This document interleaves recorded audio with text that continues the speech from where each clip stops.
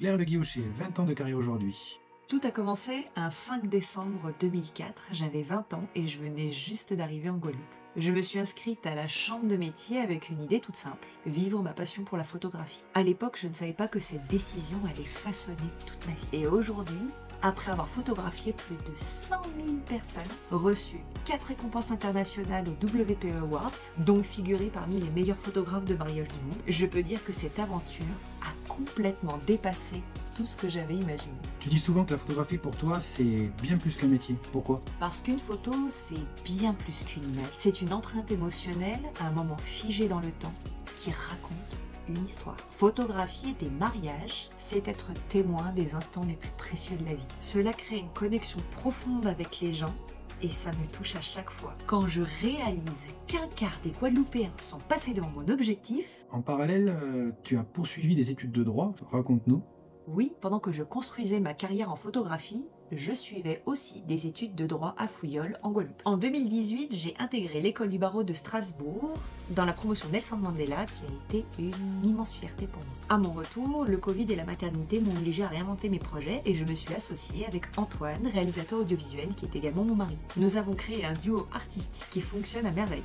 Je garde juste un petit regret pour ma thèse sur l'enfance en danger, un sujet qui me tient particulièrement à cœur. Et c'est justement sur ce sujet que tu as été récompensé par le Conseil national des barreaux. En 2020, j'ai reçu le prix de la conscience du Conseil national des barreaux pour une photo poignante sur les enfants en danger. Ce prix a une signification particulière parce qu'il rappelle, au-delà de l'art, qu'il y a des combats essentiels. L'image peut devenir un outil puissant de sensibilisation, une manière de dire l'urgence sans avoir besoin de mots.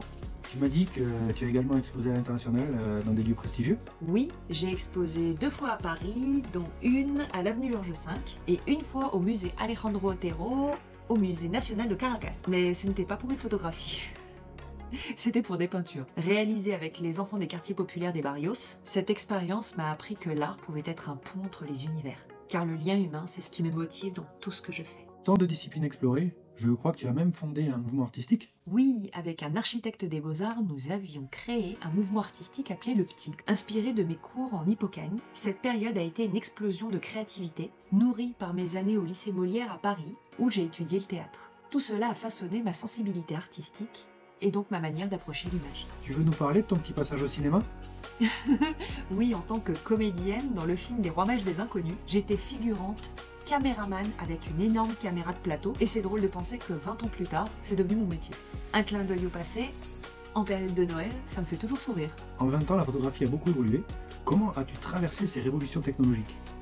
Ah oui, j'ai tout vécu. Les pellicules argentiques, les tirages, directement livré aux clients depuis les pellicules. J'avais un Nikon F4 pour travailler, mais ça c'est mon premier boîtier. J'ai eu à l'âge de 5 ans, croyez-moi. Ce sont des machines robustes et intemporelles. Puis on est passé au numérique et ça a changé la donne, avec beaucoup de retouches derrière l'écran d'ordinateur. Aujourd'hui, les hybrides offrent un confort de précision inégalé, mais je garde une nostalgie pour l'argentique. Chaque photo était précieuse, chaque instant comptait. Cela m'a appris à capturer l'essentiel, sans artifice. Y a-t-il un fait surprenant que peu de gens connaissent sur toi?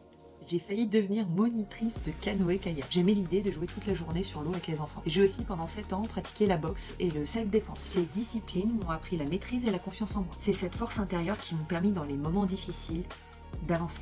Un dernier mot pour conclure ces 20 ans de carrière?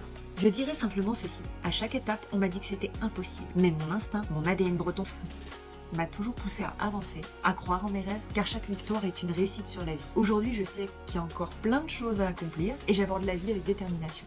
Félicitations pour ces 20 ans et j'ai hâte de voir ce que nous réserve la suite.